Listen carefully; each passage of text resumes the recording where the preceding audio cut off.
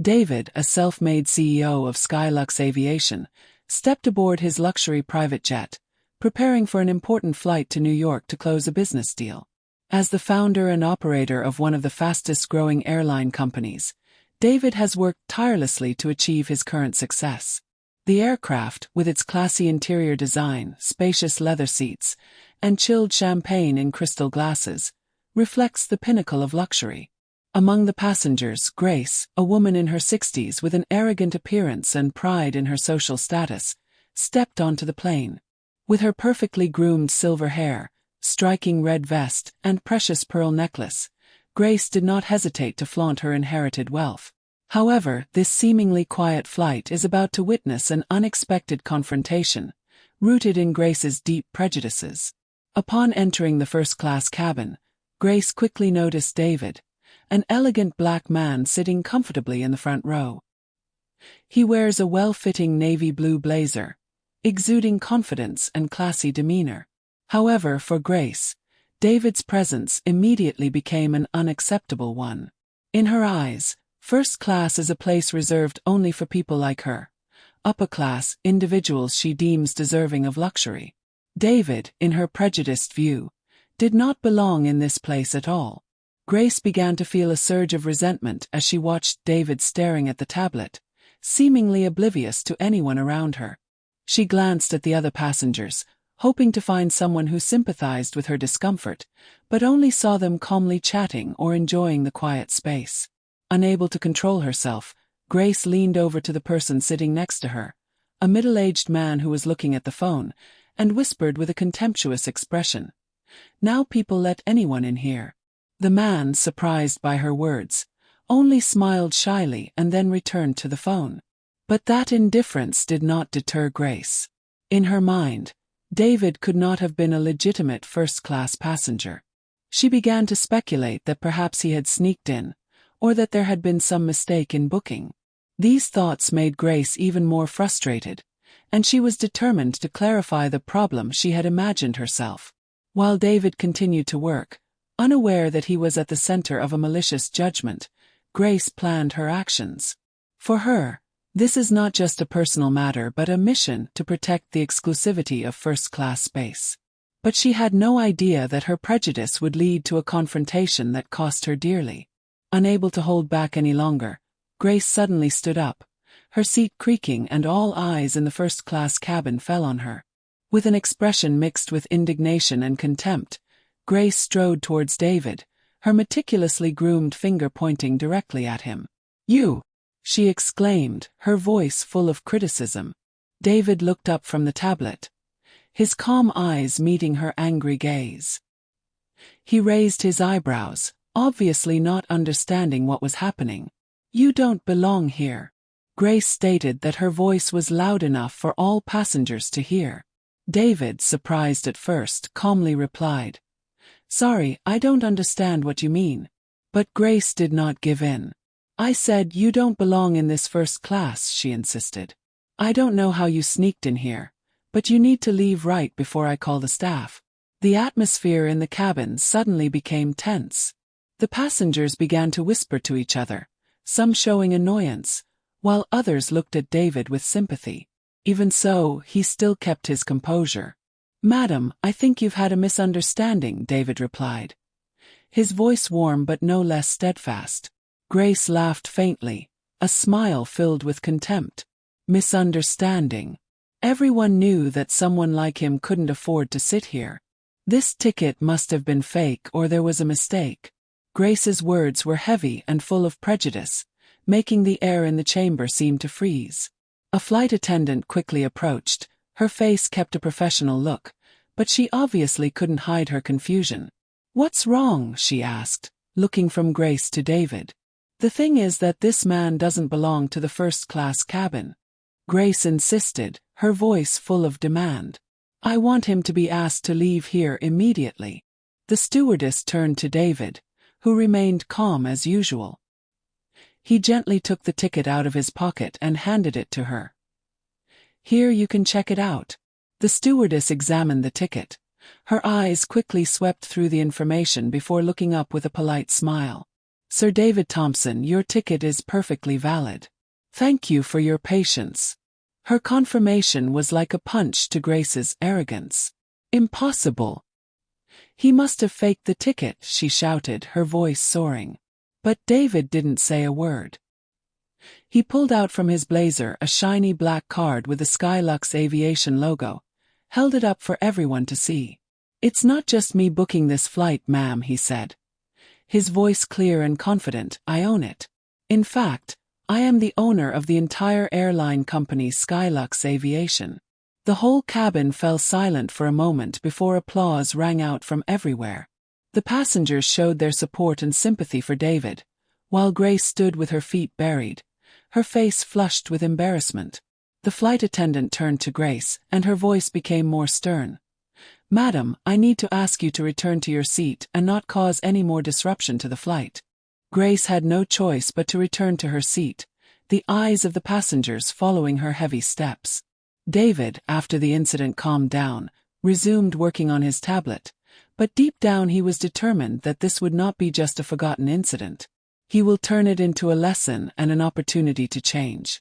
In the face of Grace's unreasonable criticism, David remained calm and steadfast. When the flight attendant checked his ticket and confirmed its validity, Grace still did not accept the truth. She loudly accused David of falsifying the ticket and insisted that he leave the first-class cabin. While the atmosphere in the cabin was getting tense, David decided to put an end to all misunderstandings definitively. He gently pulled out from his pocket a shiny black card with the Skylux Aviation logo and held it up for everyone to see. In a calm but powerful voice he declared, "I didn't just book this flight, ma'am. I am the owner of the entire airline company, Skylux Aviation. The plane you're sitting on belongs to me." David's words were like a lightning strike in his ears, causing the entire cabin to fall silent. For a few seconds no one said anything, but soon after, applause rang out everywhere.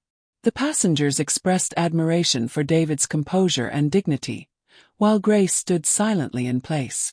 Her face was flushed, her lips twitched as if she wanted to say something, but she couldn't speak. The other passengers did not hide their disappointment and indignation at Grace's discriminatory attitude, many shaking their heads or exchanging disgusted glances at her. Faced with irreparable humiliation, Grace quietly returned to her seat when the flight attendant asked her to stop causing trouble. Meanwhile, David continued to work on the tablet, his face still calm, but inside, he had made his own decision. For him, this is not just an ordinary confrontation. It was a reminder of the injustice he and many others faced, and he knew he needed to turn this incident into a lesson for like-minded people like Grace. After the flight, David decided not to let this incident stop as an unhappy memory. Grace's public insults and prejudices not only hurt him, but also reflected a deeper problem in society. With the support of his legal team, he quickly began the process of suing Grace for slander and harassment. "This is not just my own business," David explained to his lawyer, Claire, a talented lawyer with extensive experience in high-profile lawsuits. "This is about standing up against behaviors that people like her think they can get rid of. That's not true, and I can't let it go on." The lawsuit quickly attracted public attention when the details were announced. David and his legal team not only cited Grace's apparent acts of discrimination on the plane, but also highlighted the emotional trauma and public humiliation he endured. During the investigation, David's legal team uncovered a series of wrongdoing in Grace's past, including a financial fraud case in which she was convicted a decade ago. This information not only significantly weakened Grace's image, but also provided additional evidence to strengthen David's case. When the case went to trial, David not only sought justice for himself, but also used the opportunity to raise awareness about the need to confront prejudice and discriminatory behavior. He participated in interviews, spoke at events, and called on the community to take action together to promote equality and equity. With his calm attitude and persuasive words, he quickly received support from the public. In the end, the court ruled in David's favor. Grace was forced to pay a large sum of money, in which David publicly pledged to use the majority of this money to donate to anti-racist organizations and promote equality. The rest he uses to expand Skylux Aviation's community programs, which focus on supporting disadvantaged individuals to achieve their dreams. The lawsuit was not only David's personal victory, but also became a symbol of a larger movement. His story goes viral, sparking important discussions about privilege, prejudice, and social responsibility. For David, this is not only a legal battle, but also a reminder that fairness and dignity are always worth protecting, no matter the circumstances. The story of David and the confrontation with Grace quickly became the focus of public attention, spreading strongly in the media and social networks. David's calm yet steadfast act in the face of discrimination has been hailed by many as a model for how to handle prejudice with dignity and strength. Hashtags such as #DonghanHungDavid and #Kunglivabandang became popular, attracting millions of shares and comments from all over the world. People expressed admiration for how David not only defended himself, but also used the situation to promote positive change. His writings, videos, and speeches quickly gained great attention, in which he called on the community to unite against discrimination and build a more equitable society. David's inspiring words not only made a strong impression but also aroused a sense of responsibility in many people. In contrast, Grace became a symbol of privilege and prejudice, facing a wave of fierce criticism. Her name was associated with racism, and the public quickly unearthed her past mistakes, revealing more controversial cases. Grace's career and reputation were completely ruined, making her a typical example of the consequences of discrimination. Meanwhile, Skylux Aviation, David's company, saw a sharp increase in support from the public. Many people come to the company not only because of the premium service, but also because of the values that Skylux stands for: fairness, class, and social responsibility. The charities that David pledged to donate from the compensation money also received a large amount of funding from people who wanted to accompany him in the fight for equality. In the end, the story does not stop at a personal confrontation but becomes a symbol of social change. Many discussions and campaigns about privilege, prejudice, and fair conduct have been initiated, creating a wave of positive change. For David, this is not only his victory, but also a big step forward in building a better world. After the flight incident, David not only stopped at winning the legal case, but also turned the incident into a powerful driving force for social change. He decided to take advantage of the attention his story received to advocate for important issues, especially against racism and raising awareness of equality in society. David participated in interviews, spoke at events, and called on the community to take action to dismantle prejudices and privileges. He not only shares his story but also sets an example of how to handle difficult situations with patience and dignity. In addition to using his popularity to fuel discussions, David took concrete action by donating a large portion of the proceeds from the lawsuit to organizations fighting for equality and anti-racism. He also expanded Skylux Aviation's community programs, which focus on creating opportunities for people from disadvantaged backgrounds to achieve their dreams, demonstrating the company's strong commitment to equity. David's advocacy has not only stopped at restoring personal honor, but is also part of a long-term strategy to change society's perception and behavior on sensitive issues such as racism. He uses his platform to call on people to join the fight for a more just and inclusive society. With his composure and determination, David has proven that an individual can make a big difference if he knows how to use his influence properly. David's legal battles and advocacy actions not only brought him personal recognition, but also made a far-reaching impact on society. The event became an important milestone in the struggle against racism and privilege, sparking insightful discussions about justice, equality, and social responsibility. The lessons from David's story have been widely spread, inspiring others to stand up for injustice and defend their own dignity.